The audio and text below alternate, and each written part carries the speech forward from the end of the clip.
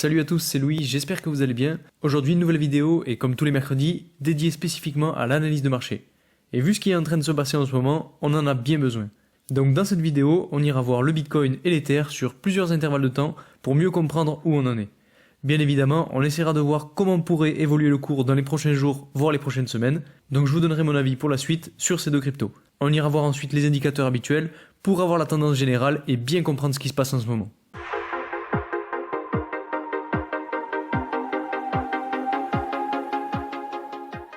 Avant de commencer cette vidéo, et comme d'habitude, pour ceux qui ne me connaissent pas, je m'appelle Louis, je fais des vidéos sur toutes les thématiques qui tournent autour de la crypto-monnaie. Donc si vous voulez en savoir plus et rester informé sur ces thématiques, n'hésitez pas à vous abonner. En plus, on n'est pas loin de passer le cap des 1000 abonnés sur cette chaîne, donc allez-y, faites-vous plaisir, et ceux qui ne sont pas encore abonnés, c'est le moment. En tout cas, un grand merci à vous, et j'espère que le contenu que je vous propose toutes les semaines vous plaît toujours autant. D'ailleurs, mettez-moi en commentaire si vous voulez que je parle d'autres sujets, ça me ferait aussi plaisir d'avoir votre avis. Et bien sûr, je vous rappelle que je ne suis pas un conseiller en investissement, que toutes les informations que je vous donne en vidéo sont simplement à but de divertissement et ne concernent que mon avis personnel, donc faites bien vos propres recherches avant d'investir dans quoi que ce soit. Ceci étant dit, allons voir maintenant un petit peu ce qui se passe du côté de notre cher Bitcoin. Donc là, il y a plusieurs choses à dire. Donc vous voyez que j'ai déjà préalablement tracé toutes les lignes de support, les lignes de tendance et les lignes de résistance. Donc c'est des lignes que vous avez sûrement l'habitude de voir dans les vidéos short que je publie un petit peu chaque jour. Et donc la chose la plus importante à voir, c'est que le Bitcoin est toujours en dessous de cette ligne de tendance baissière qu'on a juste ici, et qui est ultra forte, puisque comme vous pouvez le voir justement hier, donc là je ne l'ai pas dit mais on est sur un graphique avec des chandelles journalières, et justement hier on a vu une belle chandelle verte qui a amené le prix à jusqu'à environ 27 500 $, et qui s'est fait bien rejeter mais de façon chirurgicale sur la ligne de tendance baissière. Et ensuite on a bataillé et on a clôturé aux alentours donc de notre fameuse ligne de résistance à 27 200 $, et aujourd'hui on voit beaucoup de rouge sur le Bitcoin, avec un prix qui est descendu jusqu'à presque 26 500 $.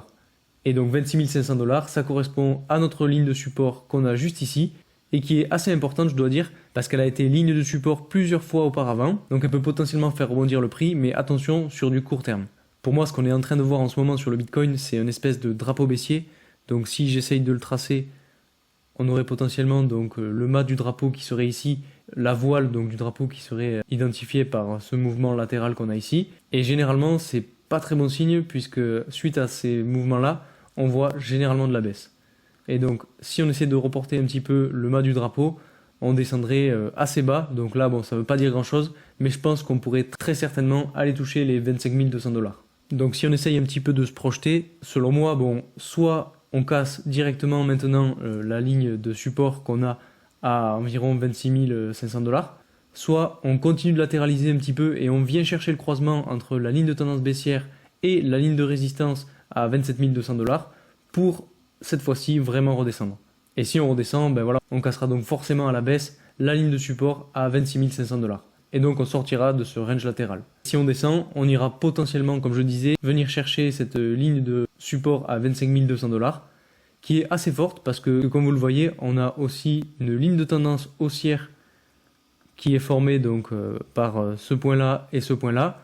Et donc il lui manque un dernier point pour pouvoir être vraiment validé. Et je pense que le prix pourrait potentiellement venir chercher ce croisement donc entre cette ligne et cette ligne. En plus de ça, on n'est pas loin aussi de la ligne de tendance baissière. Donc je pense que à ce niveau-là, il va y avoir beaucoup de mouvements. Et pour moi, je pencherai plus sur le fait que le Bitcoin vienne rebondir et donc aller plus haut plutôt qu'il ne casse à la baisse. Parce qu'après, là, s'il vient corriger, bon, il y aura des lignes de support intermédiaires qu'il faudra tracer, donc notamment avec ce mouvement-là. Mais on a bien cette ligne de support qui est extrêmement forte à 18 200 $. Mais bon, on n'en est vraiment pas encore là. Ensuite, si on regarde rapidement le RSI, donc on voit que le prix a cassé à la hausse, donc la ligne de tendance baissière que j'avais tracée, elle est venue en plus de ça rebondir dessus. Donc c'est assez bon signe normalement, ça veut dire qu'on est vraiment sorti de la baisse. Donc, potentiellement qu'on va venir soit rechercher la ligne de tendance baissière pour revenir flirter avec les zones de survente, ce qui correspondrait donc au fait que le prix continue de baisser un petit peu, atteigne les 25 200 $, et ensuite reparte à la hausse. Donc c'est un scénario qui est tout à fait probable, mais bien sûr ça reste mon avis. Donc surtout n'hésitez pas à me dire en commentaire ce que vous en pensez. Est-ce que vous pensez qu'on va continuer de chuter suite au retest de la limite des 25 200 $, ou bien est-ce que vous pensez qu'on va bien rebondir? Dites-le moi en commentaire, ça m'intéresse. Après, pour continuer l'analyse, donc on va passer sur des chandelles hebdomadaires, donc avec, comme vous le voyez, un intervalle hebdomadaire. on voit que bon, j'ai fait un petit peu le ménage sur les différentes lignes de support et lignes de tendance, mais j'ai gardé donc notre fameux canal haussier qui est dicté donc par cette ligne et par cette ligne, et bien évidemment donc notre ligne de tendance baissière qu'on a ici qui comprime le prix depuis déjà 1, 2, 3, 4, 5, 6 et 7 semaines, donc c'est assez conséquent. C'est une ligne de tendance qui est assez forte, mais aujourd'hui voilà, on est en train de voir un croisement entre plusieurs lignes, ce qui peut potentiellement amener un rebond. Donc soit on arrive à rebondir sur cette ligne de support à 26 500, soit, et c'est donc l'option que j'envisage, on descend jusqu'aux 25 200 $ et on rebondit. Alors bien sûr, du coup, on sera un petit peu sorti donc, de ce canal latéral, mais bon, je pense qu'on pourra le tracer autrement dans tous les cas. Donc c'est à surveiller de très près parce qu'on est, selon moi, à un moment crucial pour le Bitcoin. Maintenant, si on essaie de regarder un petit peu ce qui se passe sur l'Ether, donc on va commencer par un intervalle journalier. La première chose à voir, c'est un petit peu comme le Bitcoin, qu'on a cette tendance baissière qu'on peut maintenant tracer et qui selon moi n'annonce rien de bon, en tout cas pour du court terme. Comme vous le voyez, on a vu donc hier une belle chandelle verte qui nous a amené là aussi pile poil sur la ligne de tendance baissière.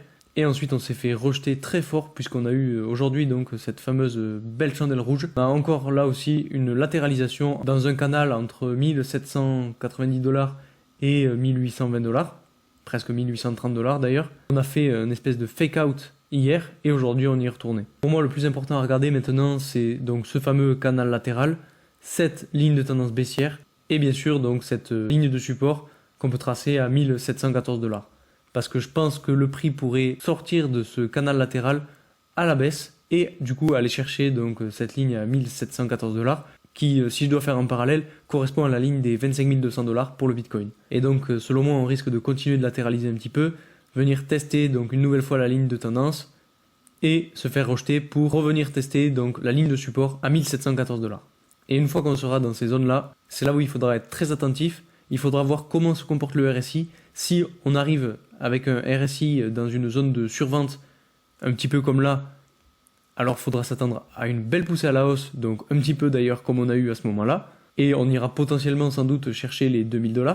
Par contre, si on continue de monter sur le RSI et qu'on arrive dans des zones de surachat, alors là il faudra s'inquiéter, puisqu'on pourra avoir des mouvements baissiers un petit peu comme celui-ci, et donc potentiellement venir chercher les 1300 $. Alors comme pour le Bitcoin, il y aura sans doute des lignes de support intermédiaires à tracer, mais dans tous les cas ce sera pas très bon signe. Mais bon, pour ma part, je reste confiant, je pense qu'on va réussir à rebondir à ce niveau-là, un petit peu comme pour le Bitcoin, mais bien évidemment ça reste à surveiller. Maintenant qu'on a analysé l'Ether et le Bitcoin, on va aller s'intéresser aux différents indicateurs habituels. Donc on va commencer par la dominance du Bitcoin, et ce qu'il faut voir, c'est qu'on est toujours dans ce canal haussier, qu'on n'en est pas encore sorti, mais ça il faut le mettre en parallèle avec le RSI, puisque comme vous le voyez, on est très haut sur le RSI, et on est vraiment pas loin des zones de surachat, ce qui veut dire que surtout sur du long terme, on risque de redescendre sur le RSI, et donc potentiellement redescendre aussi sur la dominance du Bitcoin. Ensuite, si on regarde les liquidations, donc là aussi vous voyez on n'a que du vert, puisque c'est assez logique, sur 24 heures, on avait vu ce beau mouvement haussier avec la belle chandelle verte dont je vous parlais tout à l'heure. Et donc tous les gens se sont dit, allez tiens, le Bitcoin repart, le Bitcoin est sorti de son range latéral, du coup on va acheter, ça va exploser. Et en fait ce qui s'est passé, c'est qu'on a eu un fake out, et comme je le disais tout à l'heure, on a directement eu après une chandelle rouge. Et j'espère vraiment que vous avez suivi mes vidéos, parce que je vous parlais vraiment de cette ligne de tendance baissière, qui servirait donc de ligne de résistance très très forte. Et donc pour ma part, moi je me suis pas du tout positionné à la hausse, mais comme vous le voyez, il y en a beaucoup qui l'ont fait et qui se sont fait liquider. D'ailleurs, si on regarde un petit peu les ratios long-short, on peut voir qu'il y a énormément de personnes qui sont longues sur le Bitcoin et sur l'Ether d'ailleurs, ce qui correspond bien au fait que beaucoup de personnes en long se sont fait liquider. Et enfin, donc si on regarde le Fear and Greed Index, on voit que donc on est sur du neutral, donc on est vraiment au milieu, à 50. Et ça m'étonne pas du tout parce que, comme je vous le disais, on risque de continuer à descendre jusqu'à ce que le Bitcoin atteigne donc les 25 200 $. On va avoir de la peur qui va continuer à s'installer sur les marchés, puisqu'on va avoir de la correction, et donc on va voir le Fear and Greed Index qui va continuer à baisser. En tout cas, c'est si ce scénario arrive. Si par contre on arrive à rebondir directement sur la ligne de support dont je vous parlais tout à l'heure, alors là, potentiellement, on verra du vert pour la suite, et qu'il y aura beaucoup moins de peur, puisque le prix continuera d'évoluer à la hausse. Mais bon, c'est un scénario que j'envisage pas vraiment, en tout cas pour l'instant. Donc voilà pour cette petite vidéo analyse, j'espère vraiment qu'elle aura pu vous aider. Je vais continuer à faire ce type de vidéo donc tous les mercredis. Comme je le disais, je suis pas sûr que ce soit quand même la meilleure période parce que j'ai pas l'impression que beaucoup de personnes puissent voir les vidéos. Et c'est assez dommage d'ailleurs, donc je vais voir si je décale pas un petit peu la date de sortie de vidéo au jeudi ou voire même au dimanche. En tout cas, ne vous en faites pas, je vous tiendrai informé. Pour ce qui est de la suite pour l'Ether et pour le Bitcoin, je pense qu'on va connaître encore un petit peu de mouvement à la baisse, donc avec potentiellement une petite correction à venir encore une fois, pour atteindre notamment les niveaux donc à 25 200 $ pour le Bitcoin et 1700 $ à peu près pour l'Ether. Et ce sera justement, selon moi, à ce moment-là qu'on aura un rebond.